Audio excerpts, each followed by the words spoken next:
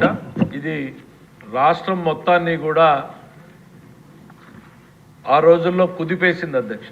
లక్షలాది మంది యువకులు ఏదైతే ఏపీపీఎస్సి ఎగ్జామ్స్ కోసం ఎదురు చూస్తూ ప్రిపేర్ అవుతూ ఉంటారో, ఈ ఎగ్జామ్స్లో జరిగినటువంటి అవకతవకల వలన ఏపీపీఎస్సి పట్ల టోటల్ కాన్ఫిడెన్స్ అనేటువంటిది షాటర్ అయింది అనేటువంటిది వాస్తవం అధ్యక్ష. ఖచ్చితంగా ఇందాక బుచ్చయ్య చౌదరి గారు చెప్పినట్టు కావచ్చు, శ్రీనివాస్ గారు, బుచ్చయ్య చౌదరి గారు ఎంతో సీనియర్ మెంబర్ అయ్యుండి ఆయన చాలా లోతుగా అధ్యయనం చేసి రేపొద్దున పిల్లలకి ఎట్లా ఉద్యోగాలు రావాలి, దీన్ని ప్రక్షాళన చేయాలి అనేటువంటిది ఆయన మాట్లాడడం. మరి అట్లనే కొలికిపూడి శ్రీనివాస్ గారు, ఆయన ఎంతోమంది విద్యార్థులకి ట్రైనింగ్ ఇస్తారు అధ్యక్ష.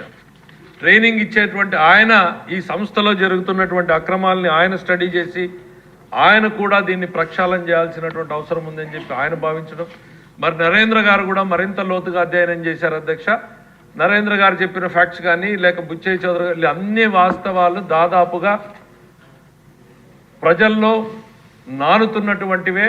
ఇవన్నీ కూడా వాస్తవాలు అని అనుకోవాల్సినటువంటి అంశాలు అధ్యక్ష. నేను ఎందుకు కేర్ఫుల్గా మాట్లాడుతున్నానంటే అధ్యక్ష, కోర్టు ముందుంది కాబట్టి నేను ప్రభుత్వ ప్రతినిధిగా నేను ఇక్కడ మాట్లాడితే అదొక ఎవిడెన్స్ అవుతుంది అనేటువంటి ఉద్దేశంతో చెప్తున్నాం.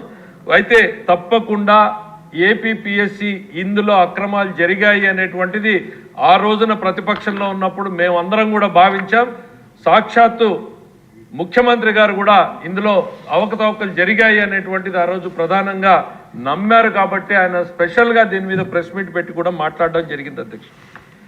నరేంద్ర గారు అడిగారు, 2 జరిగాయా లేదా, డిజిటల్ ఎవాల్యుయేషన్ జరిగిందా లేదా, తర్వాత మాన్యువల్ ఎవాల్యుయేషన్ జరిగిందా లేదా అని. ప్రాథమిక సమాచారం కోర్టుకు సబ్మిట్ చేసిన దాని ప్రకారం కూడా డిజిటల్ ఎవాల్యుయేషన్ జరిగింది. దాని తర్వాత కొంతమంది అభ్యర్థులు కోర్టుకు పోయిన తర్వాత మీ నోటిఫికేషన్లో లేదు, దీన్ని చెల్లదు అని చెప్పిన తర్వాత మళ్ళీ మాన్యువల్ ఎవాల్యుయేషన్ చేశాం. అది కూడా ఎక్కడ చేశారు అధ్యక్ష? వాస్తవాలు ఇంకా వెలుగులోకి రావాల్సింది అధ్యక్ష. ప్రాథమిక సమాచారం మేరకు హ్యాపీ రిజార్ట్స్లో ఎవాల్యుయేషన్ జరిగింది అధ్యక్ష. మనం చూసాం అధ్యక్ష, చిన్నప్పుడు 10th క్లాస్ ఎగ్జామ్స్ రాస్తే ఎవాల్యుయేషన్ సెంటర్ ఎక్కడుంది ఏంటి అని అంటే అది ఏ గవర్నమెంట్ కాలేజో ఎక్కడో ఉండేది.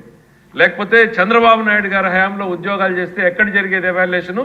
JNTUలో జరిగేది. అత్యంత పకడ్బందీ నిర్వహణ మధ్య జరిగేటువంటిది. ఇక్కడ హ్యాపీ రిజార్ట్స్లో ఎవాల్యుయేషన్ జరిగింది అనేటువంటిది ప్రాథమిక ఆధారాల్ని కోర్టు కూడా నమ్మింది అధ్యక్ష.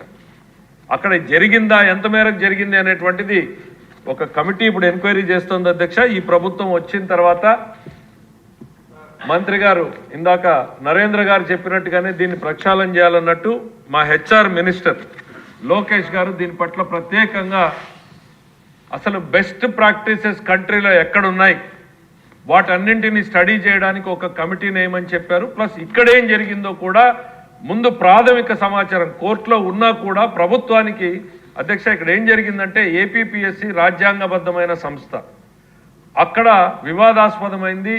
అభ్యర్థులు రాజ్యాంగబద్ధమైన సంస్థ మధ్య కోర్టుకు వెళ్ళింది. లేటర్ స్టేజ్లో గవర్నమెంట్ని ఇంప్లీట్ చేశారు అధ్యక్ష. ప్రభుత్వం బాధ్యతగా మన సైడ్ నుంచి గవర్నమెంట్ వచ్చిన వెంటనే ఒక కమిటీని వేయడం, అధికారులకు సీనియర్ స్పెషల్ సెక్రటరీ స్థాయి అధికారుల చేత కమిటీ వేసి దీన్ని వాస్తవాల్ని ఆగస్టు 31 లోపల ప్రభుత్వానికి రిపోర్ట్ సబ్మిట్ చేయమని చెప్పేసి మన హ్యూమన్ రిసోర్సెస్ మినిస్టర్ లోకేష్ గారు ముఖ్యమంత్రి గారు ఆదేశాలతో దాని మీద పర్సనల్గా మానిటర్ చేయడం జరుగుతుంది అధ్యక్ష. ఈ అంశం పట్ల ఈ ప్రభుత్వానికి చిత్తశుద్ధి ఉంది, సీరియస్నెస్ ఉంది. దీన్ని మేము సీరియస్గానే తీసుకున్నాము అనేటువంటి చెప్తున్నాం అధ్యక్ష. కోర్టు పర్యవేక్షణలో ఉన్నందున ఏ రకంగా ముందుకు పోవాలి అనేటువంటిది ఖచ్చితంగా ఆ రిపోర్ట్ వచ్చిన తర్వాత సభ్యులు CBI అడిగారు, ముఖ్యమంత్రి గారి దృష్టికి తీసుకెళ్తాం. ముఖ్యమంత్రి గారు వచ్చిన తర్వాత ఆ రిపోర్ట్ వచ్చిన తర్వాత అప్రాపరేట్ అనుకుంటే దాని సభ్యులు కోరిన రకంగానే దాని మీద చర్యలు తీసుకుంటాం.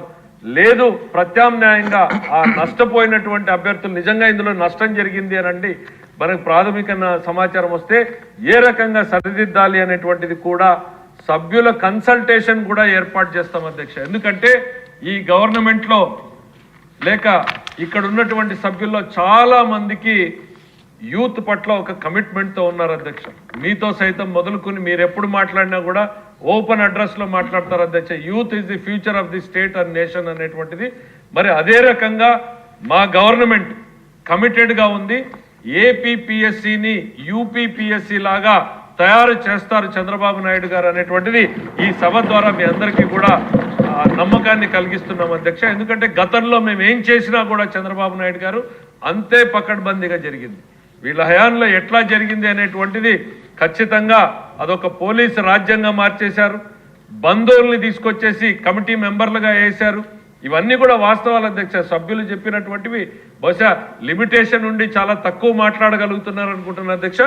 సభ్యుల ఆవేదన ఖచ్చితంగా ప్రభుత్వానికి అర్థమైంది. దాని పట్ల ఆ ఎంక్వైరీ రిపోర్ట్ కోసం మేము వెయిట్ చేస్తాం. వచ్చిన వెంటనే తప్పకుండా తదుపరి ప్రణాళికని సభ ముందు పెడతాం అధ్యక్ష. థ్యాంక్ యూ అధ్యక్ష. కాదు మీరు టైము అబ్జర్వ్ చేయండి కొంచెం.